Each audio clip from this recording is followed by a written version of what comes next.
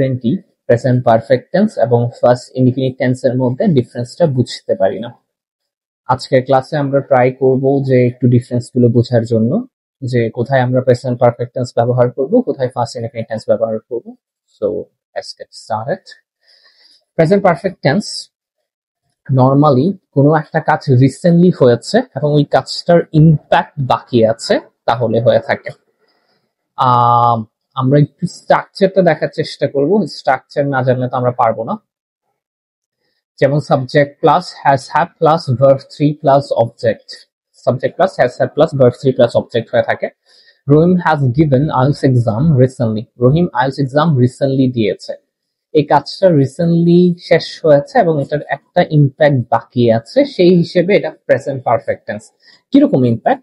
মনে করেন হচ্ছে যে রহিম যে আইএলটিএস এক্সামটা দিয়েছে সেটা দিয়ে সে ইউনিভার্সিটির জন্য অ্যাপ্লাই করতে পারবে, সেটা দিয়ে সে চাইলে জবের জন্য অ্যাপ্লাই করতে পারবে, আর অনেক কিছু করা যায়।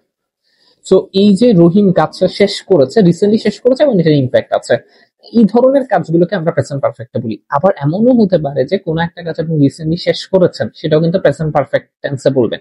যেমন ফর এক্সাম্পল, আপনি যখন আপনার হোমওয়ার্ক শেষ করেন, আপনার টিচারকে দেখানোর আগে আপনি কি বলবেন? I have done my homework. আপনি কিন্তু এটা বলবেন না যে আই ডিড মাই হোমওয়ার্ক, এটা বলবো না। আমি বলবো যে I have done my homework, আমি আমার হোমওয়ার্কের কাজটা শেষ করেছি এবং আমার টিচার সেটা দেখবে, এটার একটা ইম্প্যাক্ট বাকি আছে। তাছাড়া জেনারেলি যে কোনো জিনিস আমরা যদি রিসেন্টলি শেষ করে থাকি, সেটা আমরা প্রেজেন্ট পারফেক্ট বলে থাকি। সেটা একটা জিনিস আপনাকে মাথায় রাখতে হবে, রিসেন্টলি কোনো কাজ শেষ করলে প্রেজেন্ট পারফেক্ট হবে। আবার কোনো কাজের সাথে যদি ইম্প্যাক্ট থাকে, কোনো কাজটার যদি ইম্প্যাক্ট থাকে, তাহলে কিন্তু প্রেজেন্ট পারফেক্ট হবে। যেটা অনেক স্কুলে আমরা যেটা শিখেছিলাম যে কাজ শেষ ফল বাকি, ওটার মতো। সো আমরা এখানে স্লাইডে যেটা দেখতে পাচ্ছি প্রেজেন্ট পারফেক্ট টেন্স, এখানে Rahim has given us exam recently, সেজন্যই সেটা প্রেজেন্ট পারফেক্ট টেন্স হচ্ছে। সো নরমালি আমরা যদি এখানে দেখি কোন একটা কাজ আগে শেষ হয়েছে, যেটার ইম্প্যাক্ট এখনো বাকি আছে, সেটাই আমরা প্রেজেন্ট পারফেক্ট টেন্সে বলি। পাস্ট ইনডিফিনিট টেন্স, যে কাজটা অনেক আগে শেষ হয়েছে, যেটার কোনো ইম্প্যাক্ট এখন বাকি নেই, সেটা আমরা পাস্ট ইনডিফিনিটে বলি। যেমন my father went to Paris university, তিনি প্যারিস ইউনিভার্সিটিতে যাওয়ার পরে উনি হয়তোবা জব করেছেন, উনি হয়তোবা রিটায়ারও করে ফেলেছেন, তাহলে অনেক আগে কাজটা শেষ হয়েছে, এই কাজটার ইম্প্যাক্ট এখন আর তেমন একটা নাই, বা নাই বললেই চলে। অনেক আগে কাজ শেষ হয়েছে, যেটার কোনো ইম্প্যাক্ট এখন নাই, সেটাকে আমরা ফার্স্ট ইনডিফিনিটে বলি।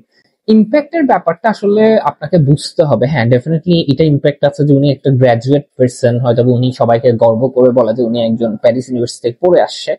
বাট আপনি এটা চিন্তা করেন যে এটা আসলে এখন আর ম্যাটার করে না। যদি আপনি প্র্যাকটিক্যালি চিন্তা করেন, উনি এটা দিয়ে আর জব করবে না, ওটা দিয়ে আর উনি বিদেশও যাবে না। তো এরকম ধরনের জিনিসগুলোকে আমরা কি বলি? ফার্স্ট ইনডিফিনিটে বলি। ইন আদার ওয়ার্ড, যে কাজটা আমি অনেক আগে করছি, ওই কাজটার ইম্প্যাক্ট এখন অনেক কম, সেই ধরনের কাজগুলোকে আমরা ফার্স্ট ইনডিফিনিটে বলি। যেমন আমরা স্কুলে গিয়েছি, আই ওয়েন্ট টু স্কুল, আমি স্কুলে গিয়েছিলাম, এটা বলবো। I have gone to school বা I have done my school, এরকম আমরা বলবো না। যেটা আমরা বলতেছি I have done my IELTS, কারণ হচ্ছে আইএলটিএস রেজাল্টের ইম্প্যাক্ট আছে। স্কুলের পরে আমরা কলেজ শেষ করেছি, কলেজের পরে ইউনিভার্সিটি শেষ করেছি, ওটার ডাইরেক্ট ইম্প্যাক্ট এখন আমাদের কোনো জায়গায় নেই এবং কাজটা অনেক আগে শেষ হয়েছে, সেই জন্য সেটাকে আমরা ফার্স্ট ইনডিফিনিট বলবো। এটা হচ্ছে বেসিক ডিফারেন্স প্রেজেন্ট পারফেক্ট এবং ফার্স্ট ইনডিফিনিটের মধ্যে। ফার্স্ট ইনডিফিনিটের সূত্রটা হচ্ছে এরকম: subject plus verb two plus object. দেখেন এই দুইটা জিনিসের মধ্যে একটু আলাদা। যেমন হচ্ছে Rahim has given IELTS exam recently, Rahim gave SSC exam in 2014, Rahim SSC exam দিয়েছে হচ্ছে 2014 সালে। এই কাজটা যেহেতু 11 বছর আগে শেষ হয়েছে, এতদিনে হয়তো কলেজ ইউনিভার্সিটিও শেষ করে ফেলেছে, এই কাজটার কোনো মানে ইম্প্যাক্ট নাই, ডেফিনেটলি এটা ফার্স্ট সিম্পল টেন্সই হবে, এটা আমরা বুঝতে পেরেছি। কিন্তু যদি এরকম হয়, Rahim gave IELTS exam yesterday, Rahim yesterday IELTS exam দিয়েছে, Rahim has given IELTS exam recently, Rahim recently IELTS exam দিয়েছে। দুটোটা সেম জিনিস না? কিন্তু তাও এটা প্রেজেন্ট পারফেক্ট টেন্স হবে। সরি, দুইটা সেম জিনিস না, কিন্তু তাও এটা ফার্স্ট সিম্পল টেন্স হবে। Rahim gave IELTS exam yesterday, কেন এটা ফার্স্ট সিম্পল টেন্স হবে? ইন্টারেস্টিং, যে কাজটা তো সে গতকাল করেছে এবং এটার ইম্প্যাক্টও বাকি আছে। আমি যা বলেছি সবগুলো রুলস এটা ফলো করে কাজটা রিসেন্টলি শেষ হয়েছে এবং এটার ইম্প্যাক্টও বাকি আছে, এটা প্রেজেন্ট পারফেক্ট হবে।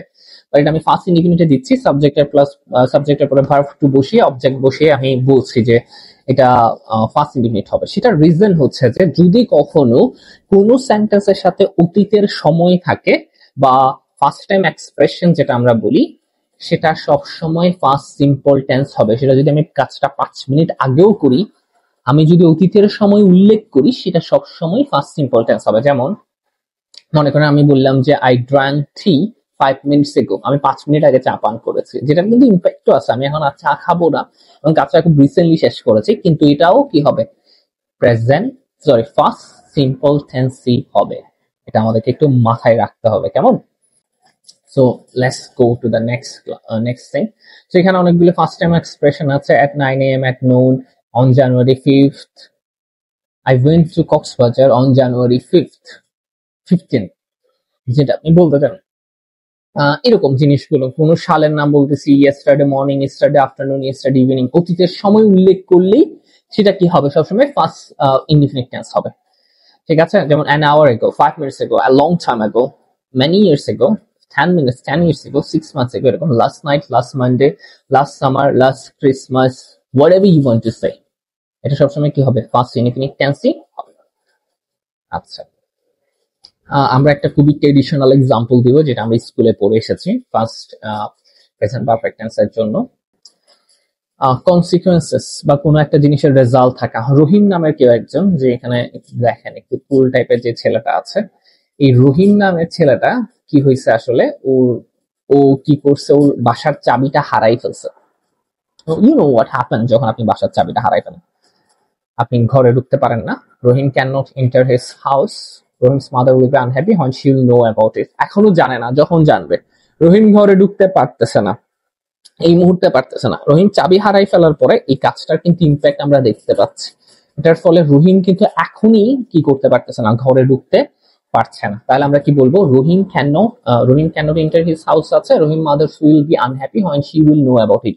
তার মা অনেক আনহ্যাপি হবে যখন এটার ব্যাপারে জানবে। ঠিক আছে, তাহলে ইম্প্যাক্ট গুলো কিন্তু আছে, একদম ইম্প্যাক্ট গুলো কিন্তু আছে। সেজন্য এটাকে আমরা কি বলছি জানেন? এটাকে আমরা বলতেছি হচ্ছে প্রেজেন্ট পারফেক্ট টেন্স, কারণ একটা কাজ হয়েছে যেটার ফলে কিছু ইম্প্যাক্ট বাকি আছে, সেজন্য প্রেজেন্ট পারফেক্ট টেন্স বলছি। On the other hand, Fatema নামের একজন চাবি হারাই ফেলছে, কিন্তু কোনো ইম্প্যাক্ট নাই, কোনো ইম্প্যাক্ট নাই, কাজটার শেষ হয়েছে এবং এটার কোনো ইম্প্যাক্ট নাই। ফাতেমা লস্ট হার কিস হবে, সে জাস্ট চাবিটা হারাই ফেলছে, দ্যাটস ইট। এটা অনেক আগে হারাইছে, হয়তোবা সে তার চাবিও বানাই ফেলছে এখন, এবং তার মা যদি বকা দেয়া থাকে উনি বকাও দিয়ে ফেলছে।